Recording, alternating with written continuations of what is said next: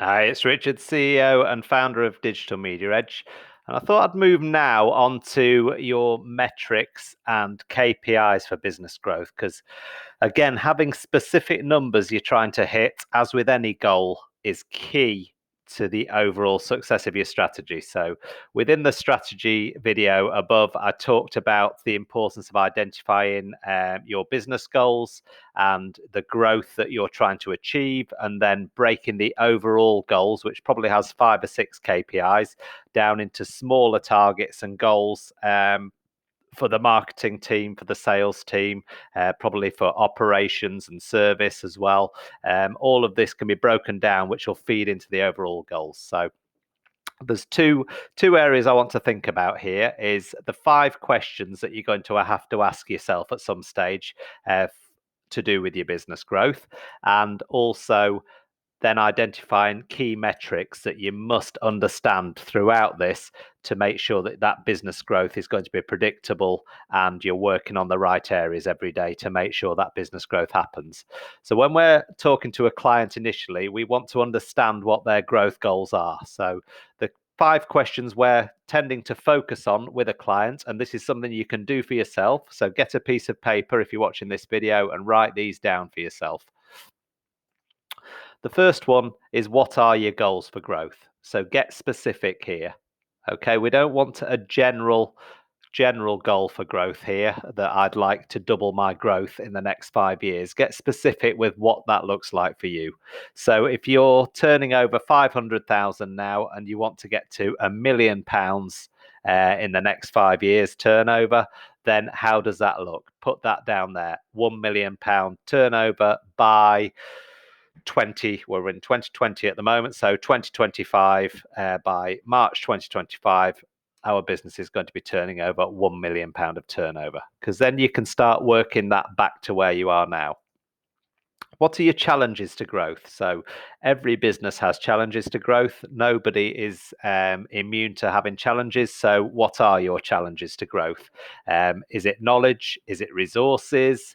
Is it things that are external challenges to you? Is it financial? Are there limits to your growth on being actually operationally be able to deliver what you do? So again, there's certain businesses we speak to, and they can only grow at a certain scale up at a certain speed, because they have to then scale up how much they recruit and how many people they have to deliver the services, things like that. So again, be really realistic about your challenges for growth.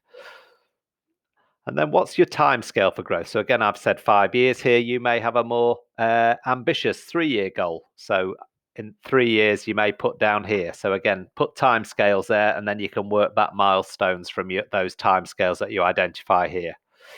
What gaps do you have? So again, what are the resources or knowledge gaps that you have and need to fill? It may be people gaps. You may need to recruit. You may need to have more expertise in certain areas, or you may need to outsource to experts, bring experts in to help you achieve this growth goal. So again, you need to identify the gaps you have so you can start filling those gaps and make sure your team is perfectly capable of executing the strategy that you're planning out. So again, this is where DME often fits in. We often bring in our inbound marketing, inbound sales expertise, our knowledge of CRM and how to use a lot of technology to enable people's business growth. This is where our expertise tends to be brought in to support the internal team. So we're not trying to replace marketing or sales internally. We're trying to support what they already have internally, even coaching and training those teams to make sure that we're all aligned around the business growth of that business. So be honest with yourself about what gaps you feel you have in your business. And what are your metrics and KPIs for success? So again, what are the key indicators, key metrics you want in place to be able to show that things are working, or if they're not working? So you know that your ROI, your investment you're putting into this, is then returning X amount of return at the end of it. So again, be very specific with the metrics and KPIs for success that you have.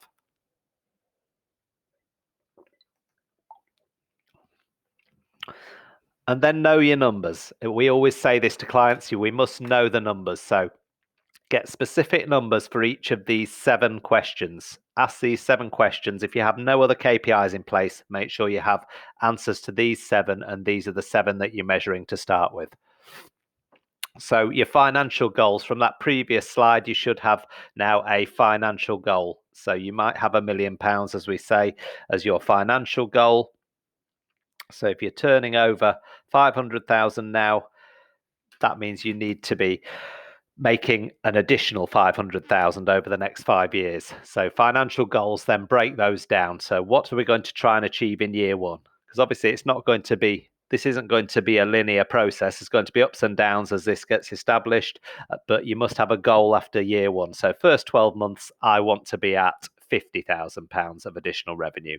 And then year 2, we'll want to have 75, and then it'll probably go up from there until you're making your 500,000. So be very specific, certainly over the 5 years where you want to be, and then come back and try and work it back year on year where you need to be after each 12-month period.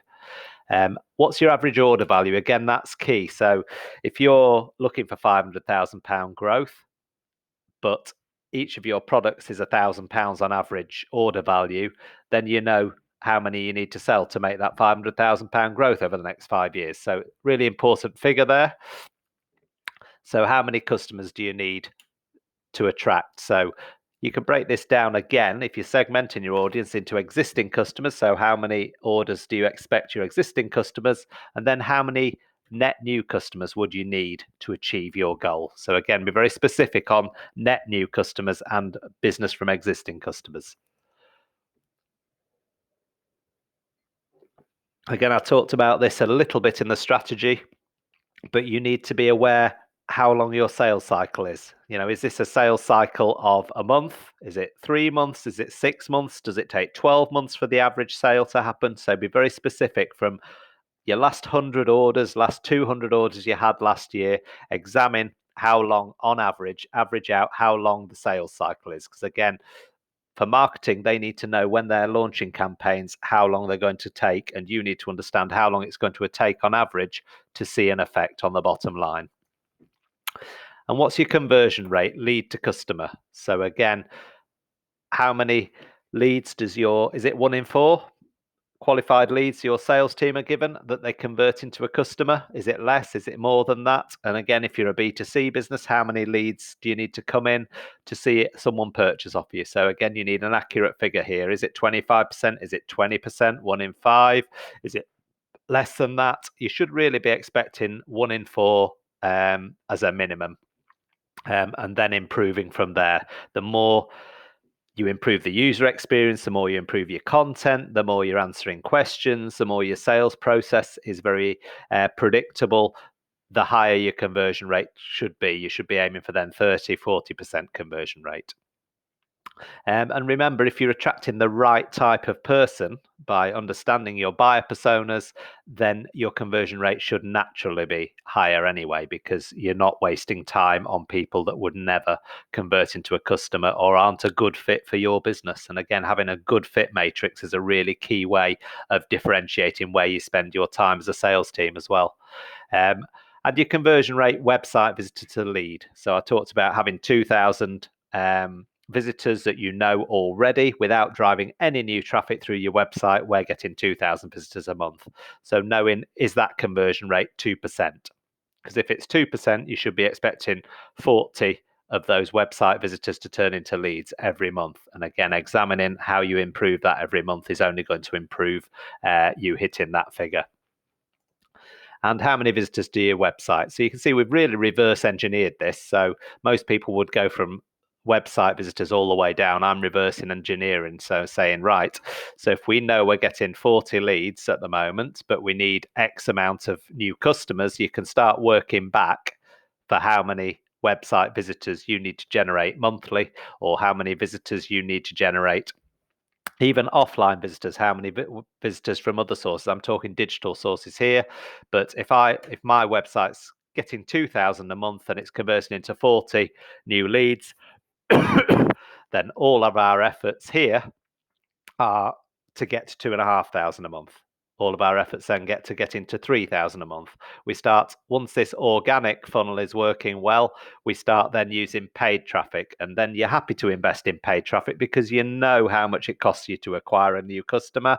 You know your conversion rate works. So feeding more people into the website based around relevant searches, targeted searches, social media, paid campaigns, all of this is just going to give you a scale up, allow you to scale up more and more and grow your business quicker. So 20 to 30% is more than achievable for most businesses. So those are the figures and the questions you should be asking yourself. I thought I'd just do a quick video on that just to share how we'd start understanding the specifics of what we're trying to achieve within our growth strategy. So hopefully that's been helpful, and I'll talk to you again in the next video about inbound marketing, so traffic and lead gen. Okay, talk to you soon. And again, if there's anything else you want to know on specific metrics and numbers and KPIs, setting them for your growth strategy, then just get in touch with Rachel or I. Click on one of the buttons at the top of the page and we'll be happy to talk through this with you and give you some guidance on that. All right, take care. Bye now.